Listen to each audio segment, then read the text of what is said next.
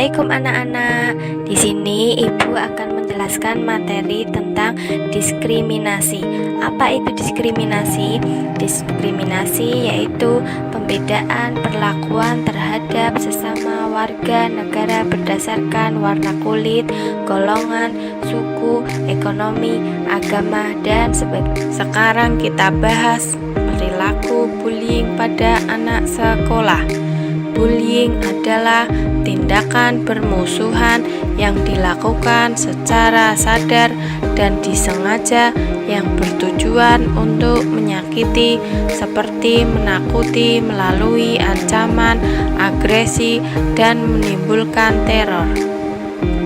Adapun jenis-jenis bullying antara lain: 1.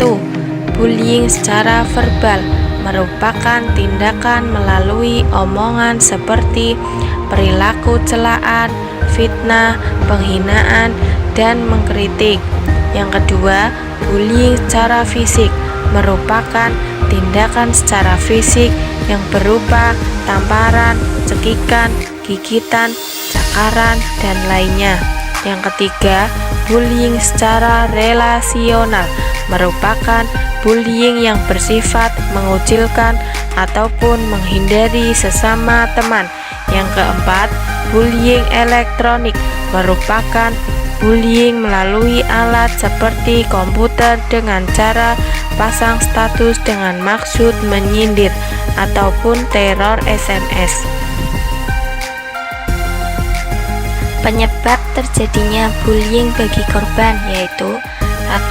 Dianggap berbeda, misalnya memiliki ciri fisik tertentu yang mencolok seperti lebih kurus, lebih gemuk, tinggi, atau pendek dibandingkan dengan yang lain, berbeda dalam status ekonomi, memiliki hobi yang tidak lazim, atau menjadi siswa atau siswi baru.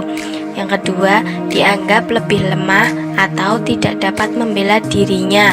Yang ketiga, memiliki rasa percaya diri yang rendah. Yang keempat, kurang populer dibandingkan dengan yang lain, tidak memiliki banyak teman. Kemudian, penyebab terjadinya bullying bagi pelaku antara lain peduli dengan popularitas, memiliki banyak teman, dan senang menjadi pemimpin di antara teman-temannya. Pernah menjadi korban bullying, memiliki rasa percaya diri yang rendah, atau mudah dipengaruhi oleh teman-temannya.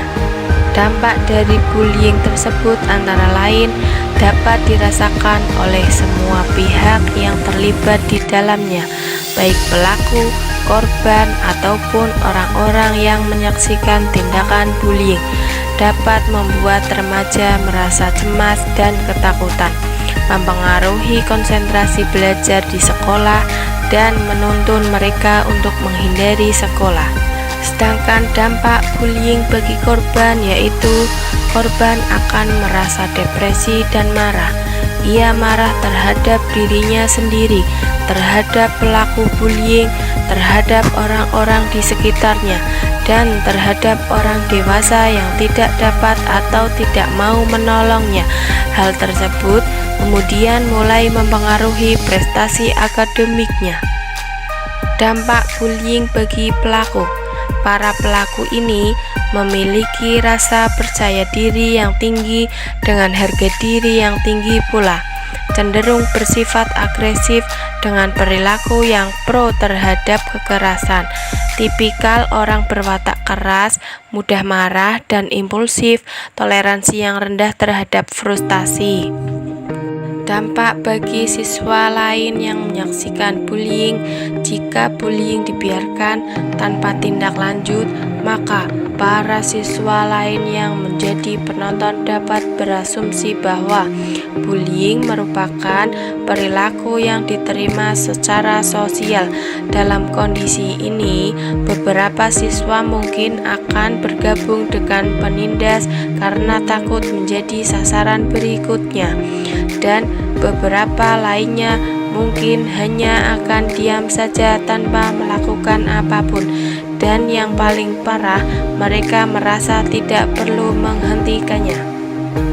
Lalu, bagaimana cara mencegah bullying? Dalam hal ini, banyak pihak telah menjalankan program dan kampanye anti-bullying di sekolah-sekolah, baik dari pihak sekolah sendiri maupun organisasi-organisasi lain yang berhubungan dengan anak. Cara mencegah terjadinya bullying yaitu: pertama, membantu anak-anak mengetahui dan memahami bullying. Kedua, memberi saran mengenai cara-cara menghadapi bullying. Ketiga, membangun hubungan dan komunikasi dua arah dengan anak. Keempat, mendorong mereka untuk tidak menjadi saksi bisu dalam kasus bullying.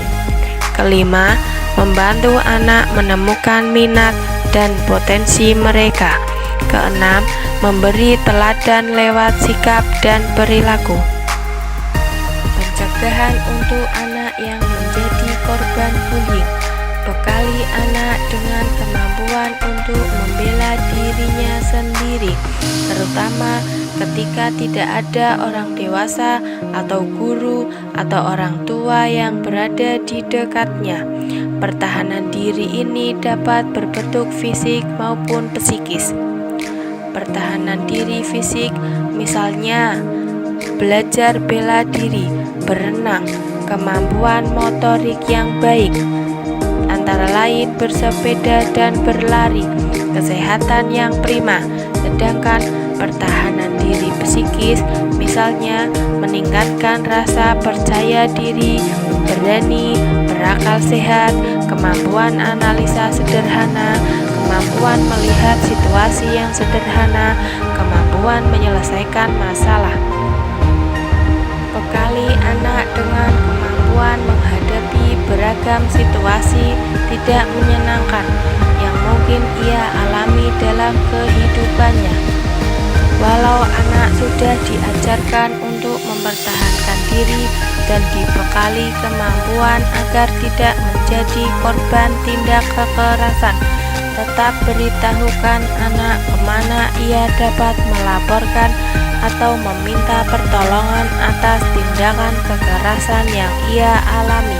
Upayakan anak mempunyai kemampuan sosialisasi yang baik dengan sebaya atau dengan orang yang lebih tua, dengan banyak berteman.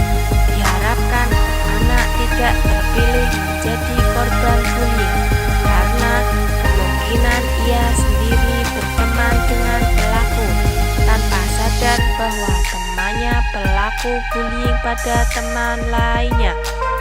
Kemungkinan pelaku enggan memilih anak sebagai korban karena si anak memiliki banyak teman yang mungkin sekali akan membela si anak. Sosialisasi yang baik dengan orang yang lebih tua, guru, atau pengasuh atau lainnya akan memudahkan anak ketika ia mengadukan tindakan kekerasan yang ia alami. Sampai di sini dulu ya pembahasan materi tentang diskriminasi. Terima kasih sudah menonton videonya. Wassalamualaikum warahmatullahi wabarakatuh.